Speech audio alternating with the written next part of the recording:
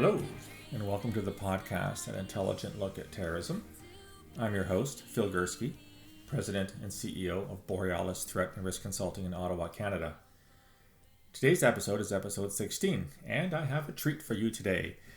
Until now, you've been listening to the podcast, and you've been listening to me drone on about terrorism and what it means and what I think about it.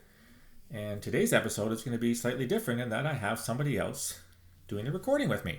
Somebody that I'm going to pose some questions to about terrorism and their views on it. So somewhat similar to last episode, which was the Ask Phil episode, but this time the Ask Phil is not going to be Ask Phil, it's Ask the Guest, and it's going to be live.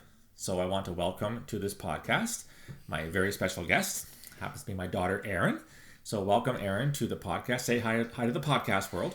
Hi, podcast world. Thanks for having me, Dad.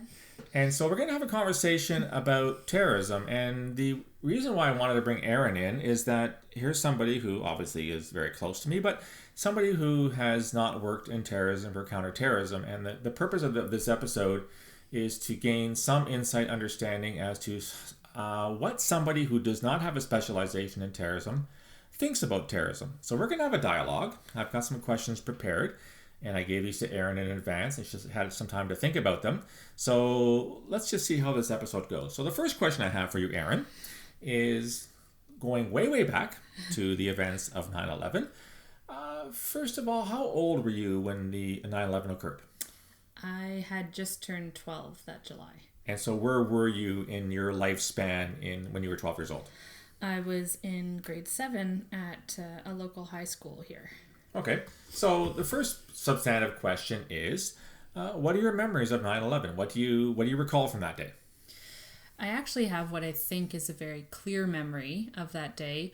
I could be wrong about some of the specific details, but I do remember we had just gotten into one of our classrooms with my French teacher, and everything before we had arrived at that class was perfectly normal. It was a normal day, and once we arrived, she was crying and told us all to sit down and that she had something she needed to tell us about. And I remember us all being a little freaked out. Our teacher was crying in front of us, which was not something you saw every day. And you had no idea why she was crying? Absolutely no idea. No, because we didn't have cell phones. We didn't have, access to the news 24/7 at the time. We were pretty young. So no one had seen or heard of what had happened. And she sat us down and kind of explained to us at that point, I think only the first plane had hit. And I remember us being in complete disbelief as to what had just happened. I don't think we fully grasped the severity of the situation. It just seemed like a really large accident. But once the second plane hit and the teachers were all very distraught, I don't remember learning much that day. Everyone was just trying to process what had happened.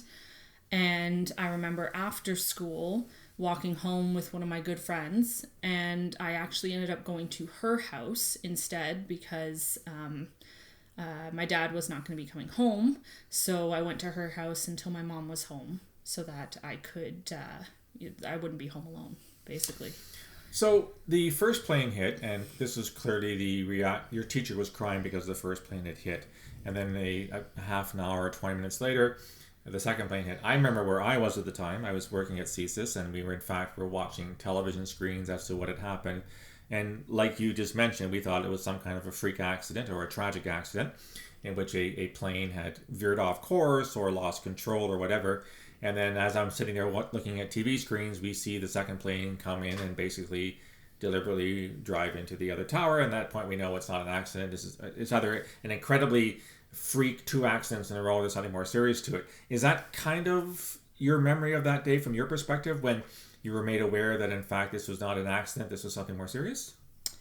I don't think that any of us necessarily came to that conclusion that it was clearly a deliberate attack. I think we were quite young at the time, so that sort of concept was a little high level for us. The idea that somebody could plan to fly planes into buildings, killing thousands. I think it was more the contextual information that the teachers were giving us. They were quite emotional, but they were trying to explain to us how serious this was. And that we didn't know much at the time, but that there would most likely be more information coming out. I was actually just talking to my brother-in-law about this today, and he was in high school at the time, and he remembers he and his friends thinking it was an accident when the first plane hit, and then once the second plane hit, they came to the realization that it was more. Okay, so you walked home from school that day, and obviously by the time you walked home, in fact, the 3 planes had found their targets, and the 4th plane was ditched in Pennsylvania when the passengers basically revolted and prevented the hijackers from achieving their goal, which is believed to have been possibly the White House. So do you have any recollections of what the end of that day was for you back in September of 2001? I do remember when I got to my friend's house, her parents turned off the TV and did not turn it on again until I had left. They told us that they were reporting on it, but that there were things that we were too young to see. And I do remember getting home later that night, once you had arrived home, and you were very serious, but told us that there was nothing to worry about and that we were safe. And as far as we knew, we didn't know anyone who had been affected by the attack. So I don't remember being scared or worried or even particularly emotional that day. I think it was all too much for me to really grasp. It wasn't until sort of the weeks and months afterwards, I still have magazines from that month that I had picked up depicting, it was once I saw the images of people jumping from the windows, that's when it really hit, I think. I find it interesting that you have recollections of me telling you it's okay, something very bad has happened, but don't panic, don't feel afraid here in Canada. I have no recollection of telling you that. But then again, the immediate weeks after 9/11 are a blur to me because I wasn't home much of the time. Yes. So it's fascinating to hear this from your perspective, that for whatever reason I had the wherewithal to say it's okay, we don't have to get in a car and go somewhere. So it's quite interesting. So that was a long time ago. Yes. You don't work in counterterrorism. You don't work in not. terrorism. Much to your chagrin. So this is 2019. What does terrorism mean for you today? I mean, how often do you think about it? How often do you read material on it? What does terrorism evoke for you as a concept in now, early August of 2019, a full almost 18 years after 9/11? I think now it doesn't really bear much of a role in my life, other than the fact that I read your blog posts, and that is kind of my way of keeping on top of what's going on around the world. I think when I was in journalism school, I learned about it a lot more and was I had to be on top of the news every day. So at that point, I was really taking in all of the events and attacks that were happening all around the world and kind of how big this issue was.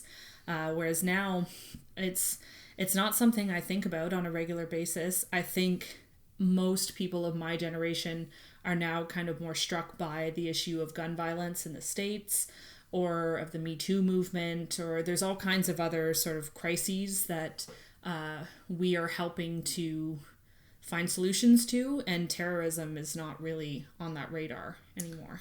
You mentioned your friends, so would you say that you just said that terrorism isn't something that you think about an awful lot, it isn't a big part of your life. Would you say that's a pretty accurate answer for the kinds of friends and people that you hang around with on a regular basis as well?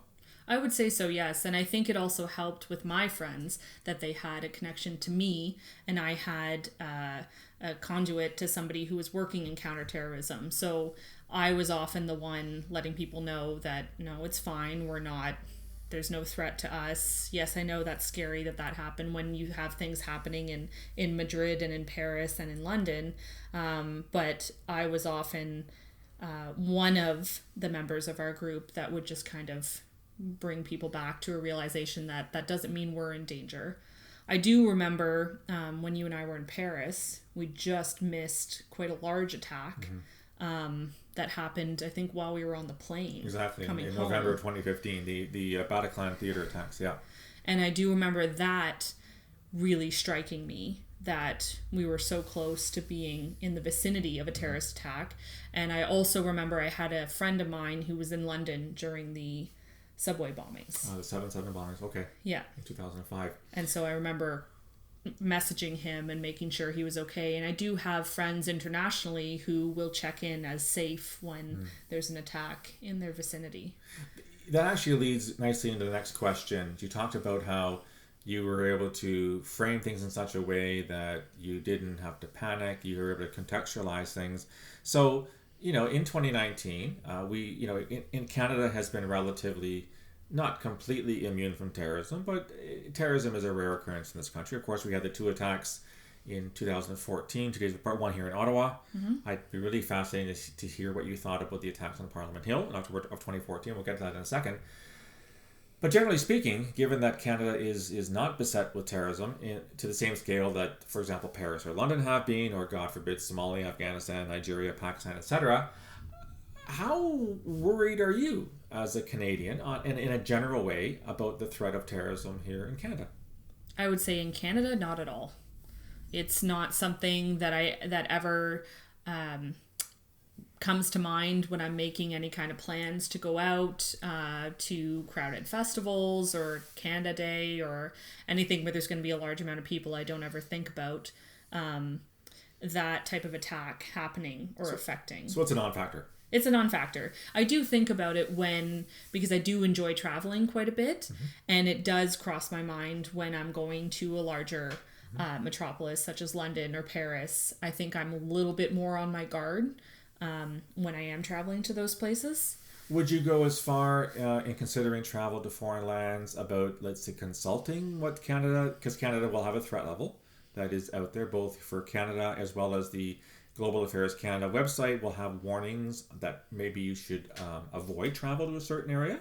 Is that something you would think of consulting before you plan a trip abroad?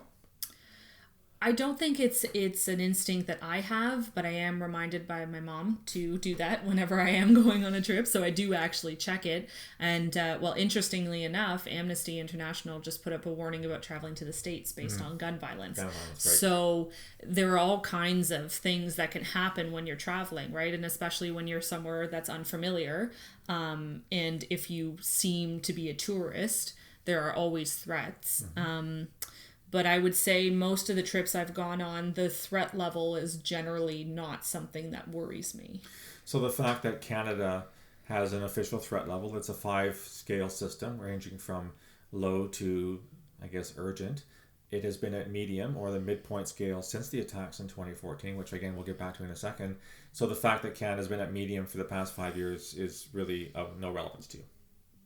It doesn't really bother me because as far as I'm concerned, putting it at medium is more of a sort of covering your bases type of idea. You're not saying that there's a good chance that if you go out to an outdoor concert that there's going to be a terrorist attack.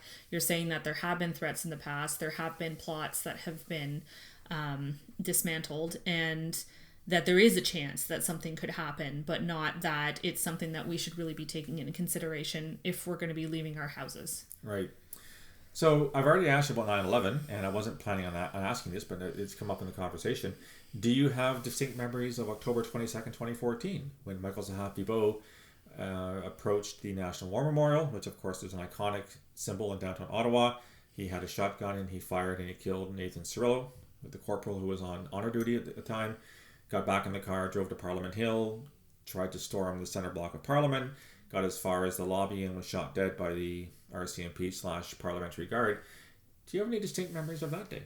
I have a very clear memory of that day, partially because that was the route I would often take to work, was through the downtown core. So, and I was often at the War Memorial. So that was, that did kind of give me a bit of pause to think that had I changed my route that day, I could have been in the area when this was going on, and not knowing how I would react if I saw a gunman walking down the street, not knowing that it's not, multi-round assault rifle. Would you try to stop him, or would you try and keep yourself safe? And also I was working at the Canadian Museum of History at the time, which was just across the river. So we were under lockdown and we had cops stationed outside of the front entrance. I do remember calling you to ask what was going on, if you knew anything further. And I think you were in Toronto at the time. You weren't between even in Toronto town. And Picton in the car, yeah. I do remember you, maybe you don't recall this, but you told me to stay away from windows just in case. So that scared me more than the actual events happening at Parliament. There was definitely a fear going on in the building that, we're another national institution. Right. We're a pretty noticeable target. If for a long time that morning they were talking about multiple shooters. So we were concerned that somebody could just take the quick trip across the bridge and target another national institution. And I have a lot of friends who work as journalists, both on the Hill and in the downtown core.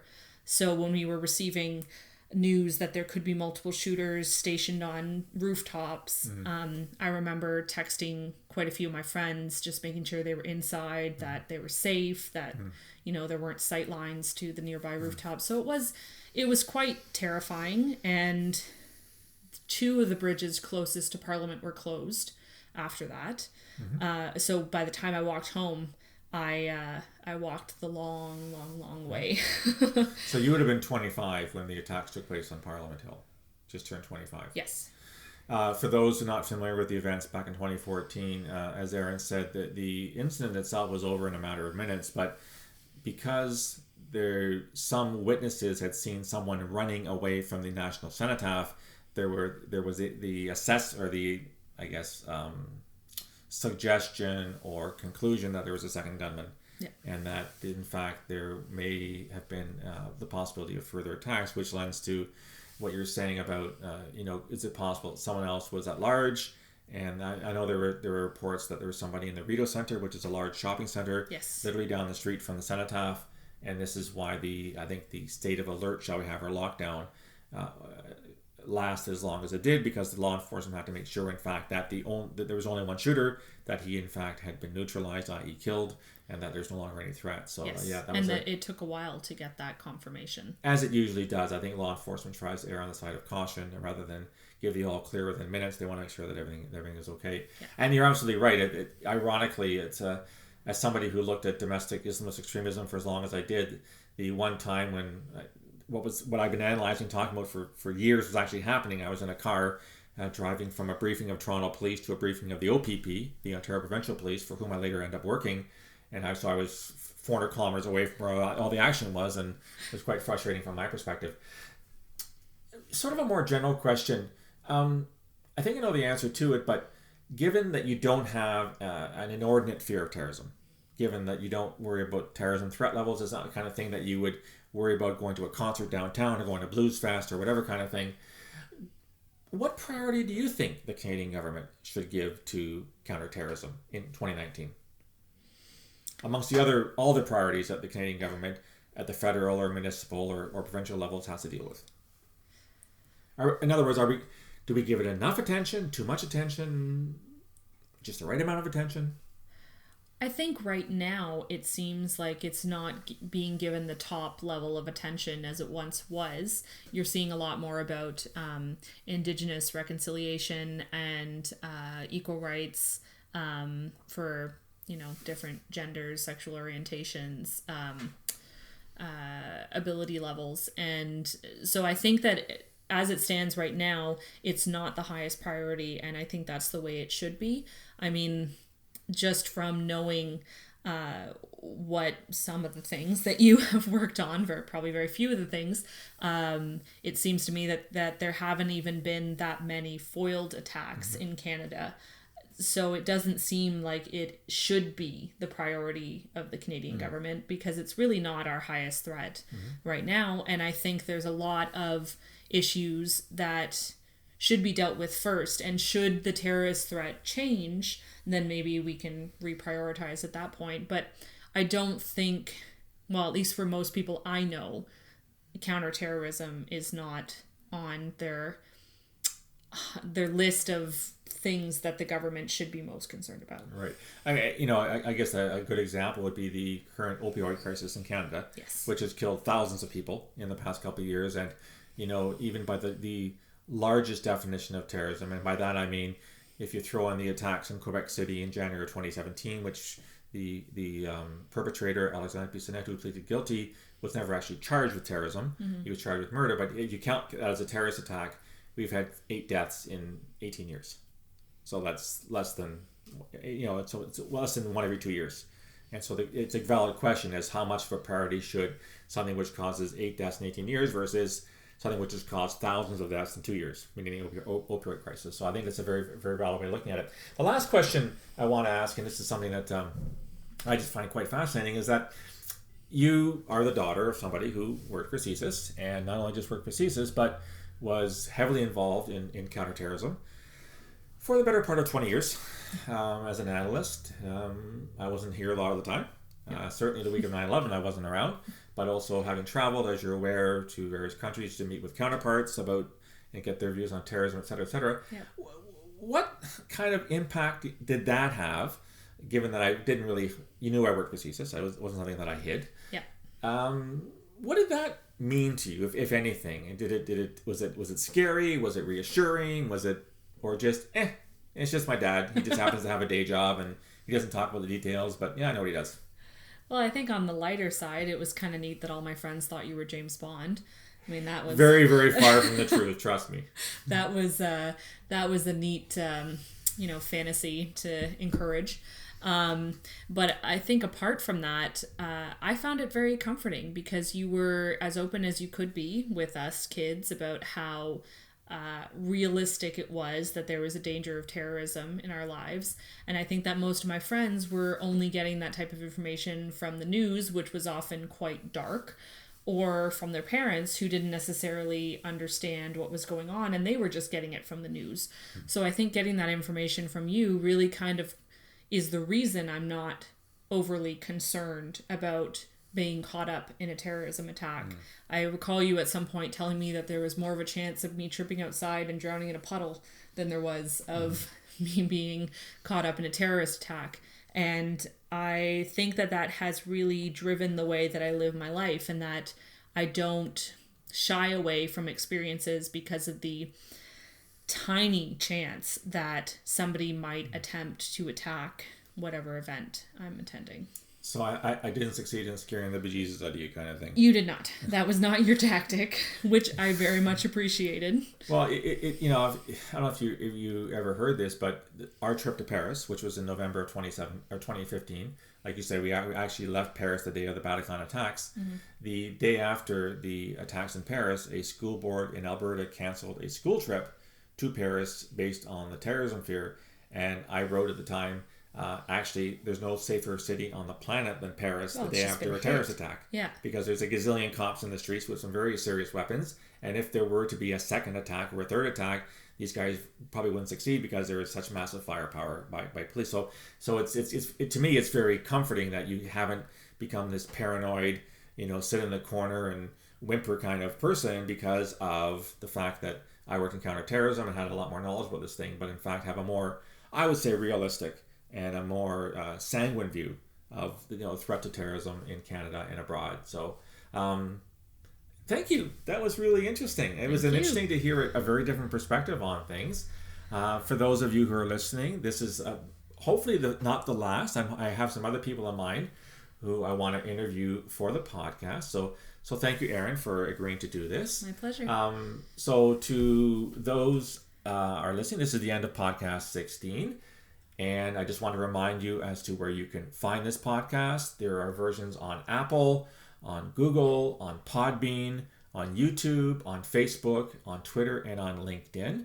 You can see all of the addresses on my webpage, borealisthreatandrisk.com. I'll be posting them there once the podcast has gone live. As usual, you can reach me on email, borealisrisk@gmail.com, on Twitter @borealissaves, or on Facebook and on LinkedIn. So thanks for listening. I'd love to hear your feedback about this very new feature of the podcast, meaning having somebody else with me here in the room doing the recording. So please send me your feedback, as well as whether you want to hear more of this kind of thing. So thanks for listening. I'll talk to you again in a fortnight. Until then, stay safe. It may sound absurd, but don't be naive.